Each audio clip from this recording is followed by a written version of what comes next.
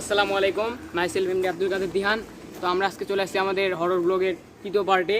তো এখানে আজকে আমরা দেখব, আমরা সেই পুরনো কোচিংয়ের একবারে সাইডের দিকে চলে আসছি এবং এখানে আমরা রহস্য খুঁজে পাবো ইনশাল্লাহ।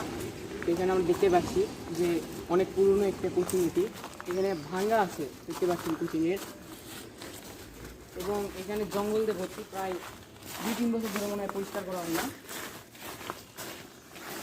এবং আমি এখানে কিছু দেখতে পাচ্ছি, হয়তো বা নিঃশব্দ কিন্তু পুরো কোচিংটাতে আমি শব্দ পাচ্ছি কিছু একটা। হয়তো বা এখানে আমাদের বেশিক্ষণ থাকা উচিত হবে না, কেননা যে কোনো সময় যে কোনো কিছু করতে পারে। গাইস, আপনারা দেখতেই পাচ্ছেন কীরকম নিঃশব্দ আর কীরকম শব্দ হচ্ছে, আপনারা দেখতে পাচ্ছেন। তো আমি এখানে আর বেশিক্ষণ থাকতে চাচ্ছি না। আর আপনারা দেখতেই পাচ্ছেন যে ওইখানে একটা বাড়ি আছে। তো আমি এখানকার যে পুরোনো কোচিংয়ের মালিকের সাথে যখন কথা বলি, তখন তিনি বলেন যে এই কোচিংয়ের মালিক এখন এখানে থাকেন না, তিনি সিঙ্গাপুরে থাকেন।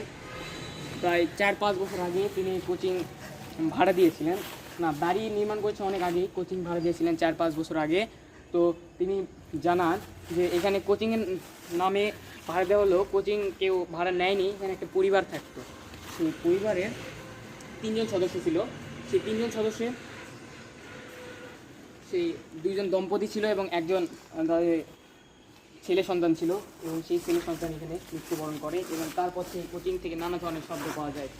তো গাইস, আজকে আমরা এখান থেকে বিদায় নিচ্ছি। Bye bye, tata, see you, আসসালামু আলাইকুম।